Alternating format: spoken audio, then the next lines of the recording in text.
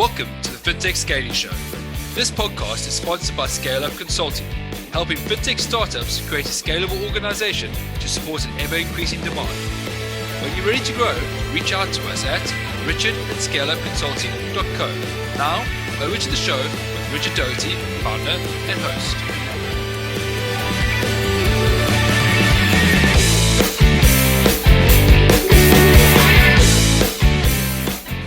Hi folks, and welcome to another episode of the Fintech Scaling Show, where we talk to cutting-edge leaders in the industry and chat to them about scaling. Why are we doing this? We want to be a major part of creating the new financial ecosystem, and we want to give you insights, tips, strategies, and tactics that you can take away and implement so you can lead your teams, your groups, your ecosystems, even parts of society into a prosperous future. And super stoked today to have Michael on the show. Michael is a brilliant entrepreneur. I'm so happy that he said yes to actually coming on the show. So awesome. He's had a number of startups and founded a number of businesses. He's also worked in consulting, and he's done stints as an advisor and also a non-exec director. So some tremendous experience we're going to be tapping into today. And he's also the founder and CCO of Tokyo, which is a company out here in the UK. And welcome today, mate. Really stoked to have you on the show. Yeah, definitely. Great for having me and looking forward to our conversation. Cool. And we're going to dive into, just to set the scene today, we're going to dive into leadership. And leadership is a big subject. And it's a critical subject to understand and think through as you start up your business and also go through the process to scale up and expand your business and your horizons. And not just expand your business, I think is also expand yourself, expand your team. So I want to jump in and start with this question. As a leader, Michael, I mean, how have you over the years made certain that you take time out from the day-to-day and invest in yourself, invest in your knowledge? Yeah, I think I've probably run it on two tracks for that. I think the first one's less about the knowledge and probably more a little bit on the health. And I think when things have gotten busy and when things get stressful, the biggest thing I've really tried to do is step back and keep a consistency on a little bit of the gym, the exercise, running. I feel like that's where I can go clear my head. And it's something I'd really have tried to keep consistent throughout this, because it's when the times get tough where it starts to fall apart, and you can lean on it. I'd say second to that on the learning. I've always been, I guess my view on it has always been trying to keep up to date and on track of what's going on in the industry. So, I usually try in the mornings to I start off with my TechCrunch and my Sifted to make sure I've got some awareness of what's going on in the market. And then really kind of doing, tracking some of the good newsletters out there, kind of doing deep dive reading on where the market's going. And for me, that's been the most helpful. I know in the past I used to read more some business books, and I still do every once in a while.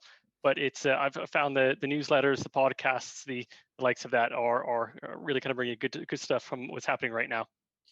And okay, you mentioned health. You went straight in and you started health. So you mentioned being consistent there, and let's dive into that. When you say consistent, are you meaning on a day-to-day basis you wanted to go for a run, go to gym, you blocking out time in your diary, time in your schedule to have that space to breathe, to clear your head and strategize and think about other things that are upcoming? Yeah, so I'm an early riser, partially because I got young kids and therefore I'm kind of dead by the end of the day. So if my perfect routine is I get up around 5:45 and try to set around 45 minutes aside to get my exercise in, clear my head for the day. I don't know. I became a fan. I guess it was probably about 2 years back of Atomic Habits. So good book there. And trying, like, that's where I get the consistency is if I can get up every morning, do my exercise, clear my head, go out for the day, feeling fresh, it's much better. Where I find myself, if I hit a patch where it's super busy, you're working late nights, you're cutting out the exercise, the sleep starts getting worse, it all starts to ravel up. So for me, I try to keep that consistency because it keeps my mind a bit sane. And you mentioned a book there, Atomic Habits. What led you to maybe reading that book? And it sounds like there's a shift at some point in time to create this new routine, create these new habits. Yeah, to be fair, I it was probably 2 years ago that I first read it, and I think it was first from hearing about it from others, right? Yeah. And I think it was I tried to implement some of these things myself, just kind of these kind of consistent habits, but it was always a little bit inconsistent. Mm, So when I read that book, I guess kind of some nice simple tools mm, to help really drive it. So the simple ones for the morning exercise before I go to bed, take the gym kit out, put it right right where I'm going to see it when I get up. Um, have the waters filled up on where I'm going to exercise. So I got no excuses. I got to walk past my gym clothes to get out the door if I'm going to try to go to work early. So it puts you front and center. It makes it easier to follow the habit. nice, nice. Um, And and looking at the knowledge side of things, so you said you mentioned TechCrunch and Sifted and other news items, podcasts and newsletters that you read on a consistent basis. When you take that in, how do you communicate that out to maybe your leadership team, others you're working with, to I guess make certain that not only you take it in, you sort of scaling up your knowledge base, but also your team is doing the same.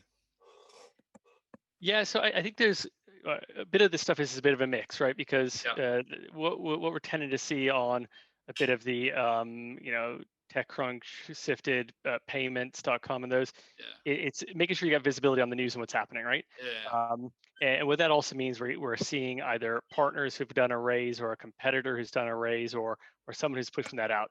And on those, the basics, these are getting picked up in our we always kick off. So Mondays, I primarily sit aside for internal meetings. mm, First one being kind of, so I'm obviously sit on the commercial side. mm, So, first meeting of the week is our commercial all hands.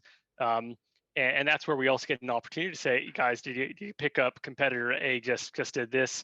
Or, our partner just did this, and therefore we need to track that. And that takes it everything from our sales team now maybe recognize they need to take a competitor more seriously, or actually that if one of our partners is just if we see them growing significantly, that we want to get ourselves closer to them. So in some of it is very tactical, right?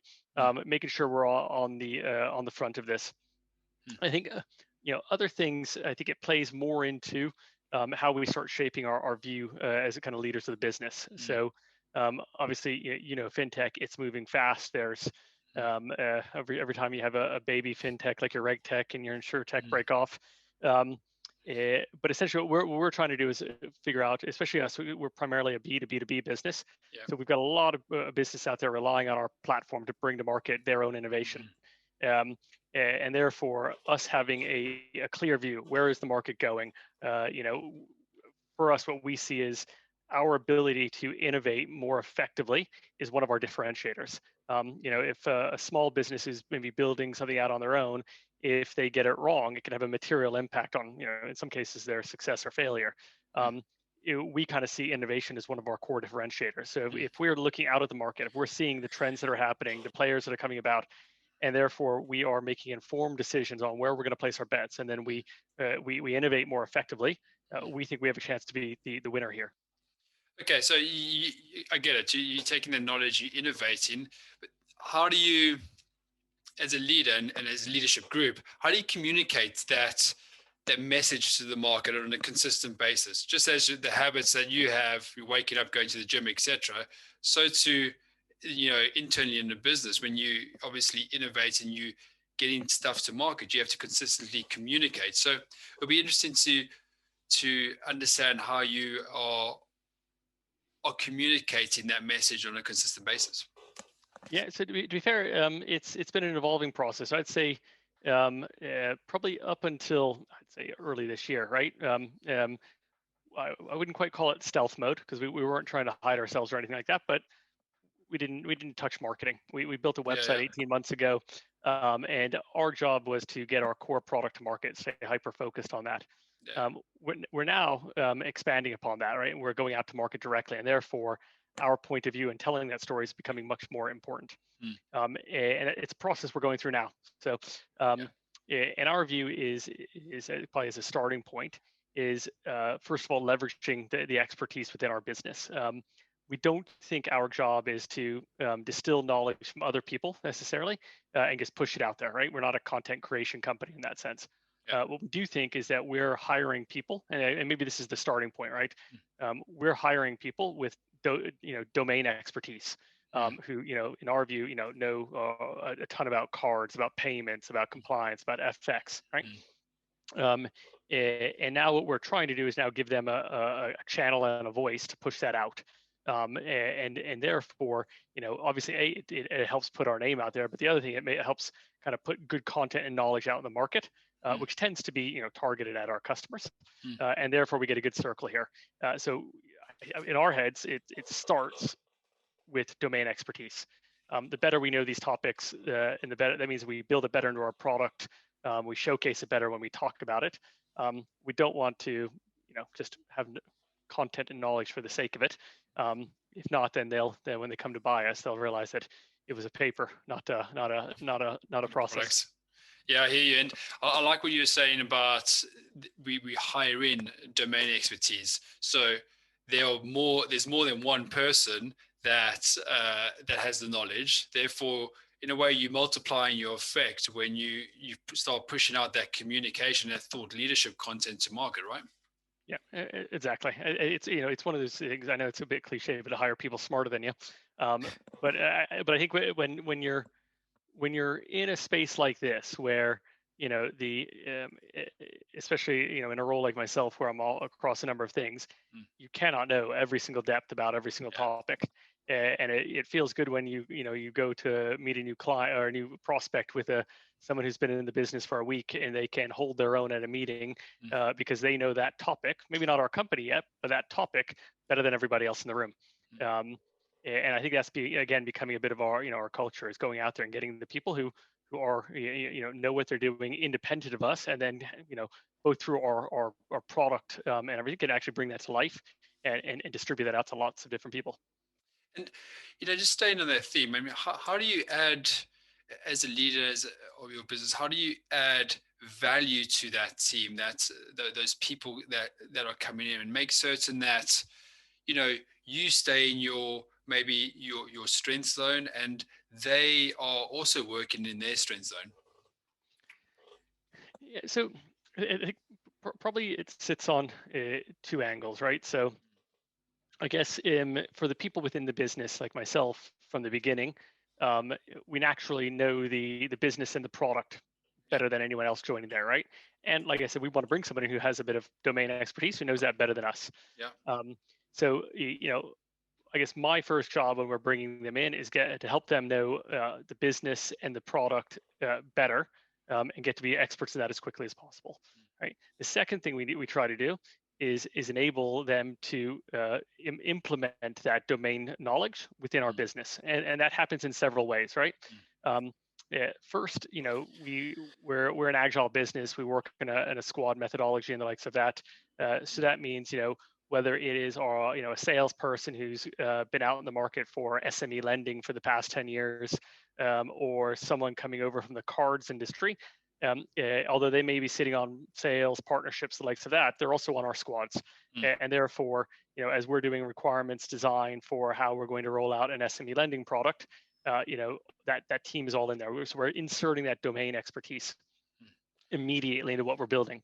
And that plays that both role. Like, so we're enabling them to know the product better, so they're having a material impact on that. And then the second thing is, we do host lunch and learns, right? So, and these we have, we ask them to pull together, and sometimes it's quite basic stuff, but it's when you've got a business, we've grown quite quickly, right? So in the past year, we've gone from I think it was 17 people at the end of December up to I think we're at 57 today, so quite a big jump. And that's a mix of everyone from commercial sales partnerships through to back end, front end developers, QA, and all the things that go around that. your level of, even though we may be building an SME lending solution or a card solution, not everyone's going to know that. So being able to have everyone on board, 30 minutes. This is how cards work. This is where people make their money out of it. This is the different models people use to deploy out cards. That again, it's making the whole company better. So we give them, we bring them up to speed as quickly as possible on what we're doing internally in the business and the products, and then they make us all better by doing it. And what we find is that kind of builds a very good connection early days, and allows people to contribute to the business very early days, before they even get up to speed on everything that's happening. So you go through a process of obviously getting those experts in, then you train them up, you mentor them. It sounds like you make certain that the folk that are coming in also not just understand those expertise, but also understand the business and the product. You have lunch and learns and continuous training sessions to make certain that not just these people are connected across the business, not just in their silos. And then that plays out, as you mentioned, to them, or new employees having a greater impact as you go forward, right? Yeah. I think I think I know. Step back. I said I had two thoughts on it. So my second thought, and this probably goes back to some of our learnings from past ventures and the likes of that. Yeah. And I think it's important at a startup to design and implement culture, and not let it necessarily happen always by accident. At our one of our previous companies, right, which I think we scaled it up from about 3 or 4 up to about 100 in the course of about, I think, 12 or 15 months. I'll call that the one where we got lucky, right? We didn't kind of always sit there and think out and map out what our culture was going to be. But we hired in some people who really cared about it. They clicked. It just had to be having to be one of those businesses where people came together, great friendships started, everyone got along amazingly, which was quite important because we were across 3 different locations. And probably as we hit around the 50 or 60 mark, we started saying, okay, something good is happening here from a culture perspective.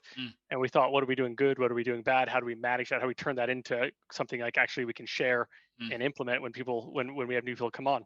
And I think that was one of our biggest takeaways when starting Tokyo, right? It's one of the first things we thought about was, well, we already knew we were going to be across 2 locations in Spain and London. And we started from day one. How are we going to connect people, especially considering that most of our growth has been in a COVID world where people aren't actually sitting together face to face.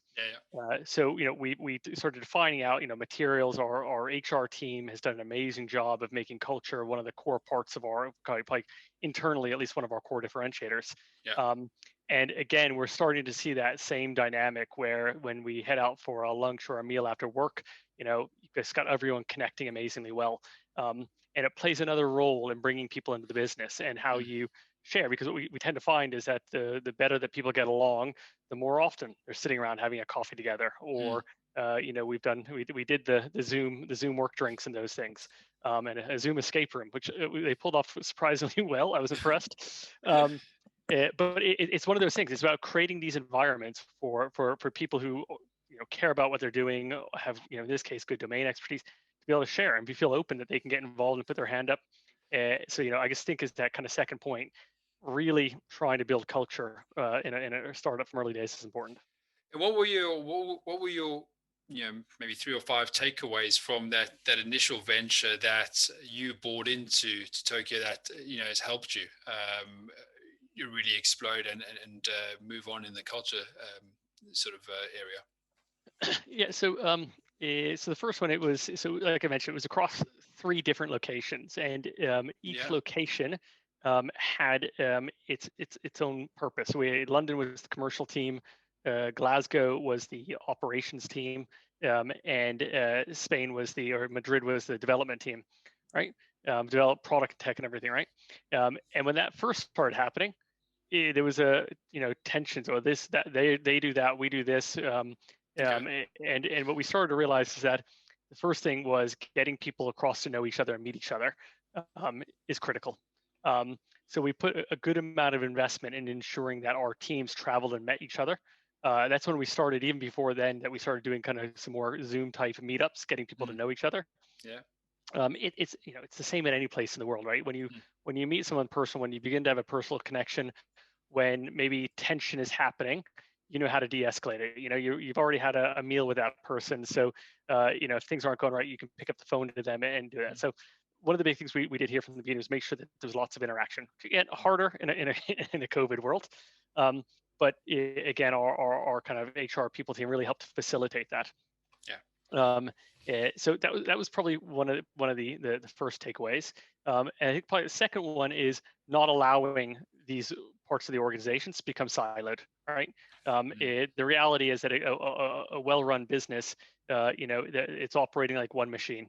One engine, and that's what that's what we're trying to do now. It's something you can't just doesn't happen naturally, right? People naturally kind of go into their own territories. So what we're trying to do is make sure, like I mentioned with the squads, right, that our commercial team on there, our QA team is on there, our obviously our tech and development is on there. Therefore, it's if something goes wrong, it's not like, well, I didn't know about that, or we didn't do this together. It's from day one, that from the inception of the idea through to selling it to the market, it was a team effort. So I think things like this, I think if you're all in the same room all the time and it's a small business, things can happen naturally. But in a world where we're in today, where people are in and out of the office or not in the office, different locations, you have to really work at this. You need to make sure that you take the effort to put people in the different offices, that you create the facilities for people to talk to each other, that you make sure they're working together, and that's what we've been working really hard on. I love it. And culture is an interesting subject. I mean, you must probably dedicate, hours and different podcasts to it. But one thing that you mentioned a couple of times, a few times here, is people. Culture is people, and there's no getting away from that. Culture is people and communication, and you better have you better like working with people, and you better have a philosophy on how to deal with people if you want to grow, right? Yeah. So again, I'll say maybe this is another takeaway from our last business that we've redone here. Number one is diversity. So I still remember when we hit 26 people at one of our last companies, we had 27 nationalities. And we were super proud of that, because it was a lot of it was in London. There was this like authentic mix of different people all coming together. I don't think anyone even had lived just in London for more than 5 years, except for the few Londoners that maybe we had on the team. And we felt that, I guess, created a good, because it broke up pockets. It's not like everyone's the same, right? Everyone kind of interacted very well on that. So again, this time around, we've attempted to do the same. So we're really trying to bring in a diverse group of people. We've launched a site now down in Kenya. The team there has been amazing. Again, it's great because we've been really putting in the efforts into getting everyone to connect and work together. With that, now we got our first kind of we'll call it intercompany event. A physical event. So we've got I think it's the JP Morgan Challenge, the 5K that we're doing all around Kenya, Sweden, Nice. Madrid, and London. Nice. We've got everyone kind of out there planning. So things like that. Again, it's bringing these groups together. I feel like it makes it easier to build connections. And diversity, I mean, that's diversity in, I'd like to understand the diversity in what background. Is it diversity in education, diversity in locations that folk are coming from, or is it's just a bunch of everything? Big mix of everything. So it's a mix of everything, right? So we actually had our we do a quarterly all hands update. Yeah. One of our proudest ones on there, 56% to 44% men to women. We are still targeting, and we are close to getting 50-50. Diversity in ethnicity, diversity in location, diversity in sexual preference, all of those we think makes for a better business. I think beyond that, I think the reason it does, in my view, it brings different ways of thinking, right? Even the way that some people being much more direct versus some people being more passive. So all of those things, when we're in a group that's more diverse, and that's oftentimes for any one of those reasons, whether it be culture or location, it starts to, to either bring people out of their shell a little bit, or make people respect other ways of thinking. And in our view, the end result of that is a better outcome. Or go back, I mean, you mentioned at the top of the show, you are a company that innovates. Yeah. And innovation in this instance comes out of the diverse group that you have, right? But what led you down that path? I mean, I know it's spoken about, in mainstream media and everywhere, on the street corners a lot. But as a founder and as a leader, how do you decide? Okay, this is the way, and this is the group of people that I think is going to be the group of people that will take us forward and achieve our mission. So again, I think when we look at now, we probably think it's a bit of a experience and a bit of planning, right? The experience bit is that we worked in different types of organizations and we had different types of businesses, and I think probably both from a execution standpoint and from, in my view, a lifestyle perspective, just to it's nice being out to dinner with a diverse group of people who have all different opinions, and even when it comes to a Euro Cup or the World Cup, there's a little bit more banter around the table and everything, right? Yeah. So there's a bit of experience us thinking that worked better, and it's what we enjoy. And then there is, okay, we're doing this again. We got a new business now. We've got no people, right? Then you got to plan it, right? These things don't happen by accident always. So it means that you have to create a culture that's open to diversity, right? Yeah. You need to make sure your hiring approaches are on that, and you need to have specific conversations. If your business is 90% men and 10% women, and you don't make any proactive actions to change that, it may not change. So you have to hold, if you want to do this, you need to hold yourself to a standard. You need to plan that out. You need to make sure that you're making decisions that help move that forward. No, I hear you. And as you move forward, and I guess we've already spoken about the making certain that you increase your knowledge, you expand your horizons. But how do you make certain that you focus yourself, not your team, not the partners that you work with, but you yourself? How do you make certain that you focus on the present activity that needs to get done and completed, so you are gradiently moving towards where you want to go? So obviously that can be difficult at some times, and there's a lot going on.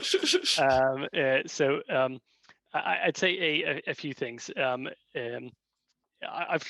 Maybe it comes out of the atomic habit, but I've tried to build in some habits here that are good. So, as I start my day, I try to get my list of it. What are the top things that are on my desk today that I need to pay attention to, and make sure that I'm not, things get busy and all of a sudden your important thing falls off the radar, right? So I try to start each day with a kind of clear view of that. What do you do with that list? Do you just put it on paper, or do you put it in your diary, or is there a special app that you use? Maybe that's. To be fair, right now it's purely like Apple Notes is what I'm cool. working off. Keep it simple. Yeah. And then so it is. Probably a few things on there. Right now what I'm working on is, now that we have a wider team, is which ones should I be doing, which ones should I be working with my team to do. When pre-team, it was just like, how late do I need to stay up tonight? But it's getting a little better control now, right? So that would be one thing. Two is, especially when we got a lot going on and things are busy, some of the important things aren't send a 5-minute email. It's develop out the go-to-market plan for a new country, and there's a bit of thinking that needs to happen there. So what I've been trying to do and I work with is to set aside hours in my calendar. Nice. In my diary. So at the beginning of the week, I've got kind of a planning session with some of the team, and out of that, we'll put in, okay, Tuesday afternoon is looking nice and clear. Can we set aside 2 hours for this topic? Again, it helps control all of a sudden getting to Tuesday afternoon and realizing that your whole afternoon's filled up now and you don't get to that. So like I said, some of these things you just have to be practical. So if my little tools are, my list, good diary planning. And now, especially like I said, we have a team is really kind of delegating and making sure that the best person is doing the job, not just me because I'm the only person. Yeah, yeah. And as you move forward and as you start looking at building out that team and taking the product and the business to new territories, what as a leadership team, what factors are you concerned with or thinking about post COVID, and what questions are you asking yourself so you can achieve your objectives and your goals? Yeah. So, um, I think what we really look at as we scale is is a repeatable growth model, right? Yeah. So as we're looking at markets, we think we have somewhat of a competitive advantage in the fintech space, is that we're really not trying to be regulated, right? Which gives us flexibility as how we enter markets and the speed that we can grow. Um, but we do recognize that there's still limitations and requirements of entering a market that if you don't get them right, you're going to spin a lot of wheels and not get a lot of Mm, productivity out of it. So, mm, for us, when we're looking at something like digital banking and we're looking at entering a new European market, mm, um, if you want to be providing a banking platform and you don't have access to local IBANs, mm, you're not going to go very far. So mm, as we start assessing a market, we look at who are our existing partners. Are they operating in those markets? If they're not, do we need to um, enter a new market? Do we need to get a new partner to enter that market? And we start building these things out to say, okay, can we go here? Or if not, when can we go here? And if we're going to be planning on going there in July 1st, when do we need to be hiring people and the likes of that to be able to get there? mm. So for us, we want we've got our market entry playbook that we want to make repeatable. Therefore, if we make a mistake or we get something wrong when we get into a market, we make it better for the next time. So first thing is consistent, that we've got a strategy. That maybe comes back from the old consulting days. We do love a good methodology, and us playbooks are a good methodology. We can make it really good. We can improve upon it.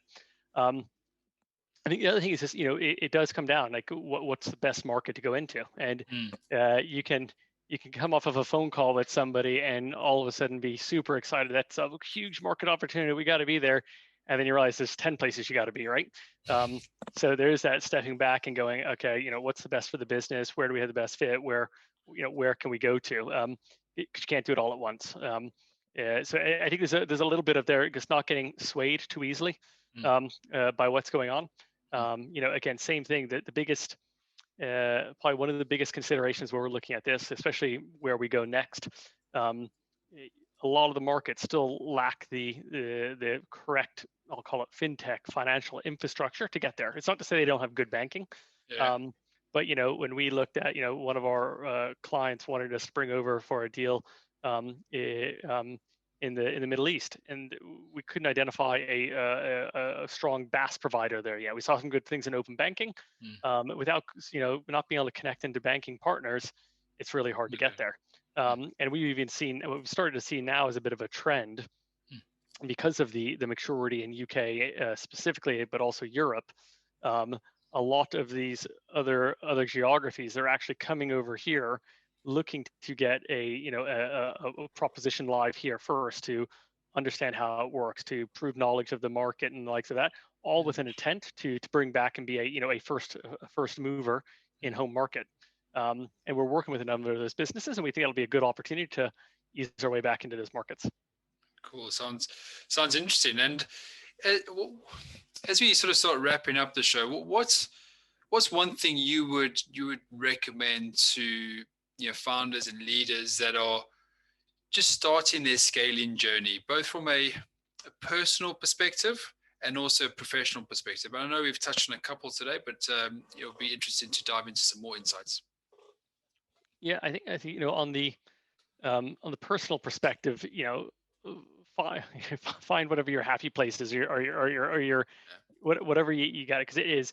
And I fall into this trap a lot, as I do know others, where you find yourself, whether it be Saturday evenings or or Friday nights, actually, stuck in thinking about work. Um, and sometimes, right, sometimes you have to, right? There's points and times in the business where um, no matter what happens, sometimes it is hard work and effort that what you need to apply to make things work, right? But if you know what what your comfort zone is, what makes you kind of relax outside of that, at least when things start to slow down or when you get a chance to lift your head above water, you know where to go back to. If you don't know where to go back to, you'll make up work on a Saturday night because you got nothing else to do. So whatever it is, whether it be you're reading a hobby, I wish it was golf, but like I said, I got small kids. Yeah, find that so you know what to go back to. Um, from a professional perspective, especially as you're looking at your business, I'd almost say, there's one thing about startups where you need to have this mix of culture of work hard, do everything you need to get everything to the line, race for things and all that. But as we've gotten a bit older, right, as I call it, a mature startup founder, right, I think trying to run your business correctly from day one is quite critical. Because then you start setting metrics, right? You say, okay, what do we want to achieve? What's success and what's failure? Because if you don't start having those, you can go off on paths that you shouldn't have gone down. So if you start holding yourself to account, if you make sure that you're, putting some process in on how on a monthly basis do you step back and say, did we hit our objectives? Are we doing what we're doing? I think people can get easily distracted by potential and not end up following what they, the plan. It's not to say you don't change the plan, because most startups will change their plan, but at least you're sitting there going, we're changing our plan because that's working better than what we thought was going to work. So the earlier you start running your business correctly, from day one, the better chance you're going to have of succeeding and being sane. I like the last part. Yeah, brilliant insights. And listen, I think for everyone listening to this episode, there are actionable insights here. And what I want you to do is maybe re-listen to some parts of this episode and take down notes and start implementing what we have discussed, because you're then going to be able to create a better culture, lead your teams better, and also become a sane founder and leader, because you're going to be in your happy space. So do that. If you got any questions, drop me a note at richard@scaleupconsulting.co. But Michael, listen, mate, absolutely amazing episode today. Loved it. And thanks for being on the show. Great. Definitely. And thanks for having me on. Nice, mate.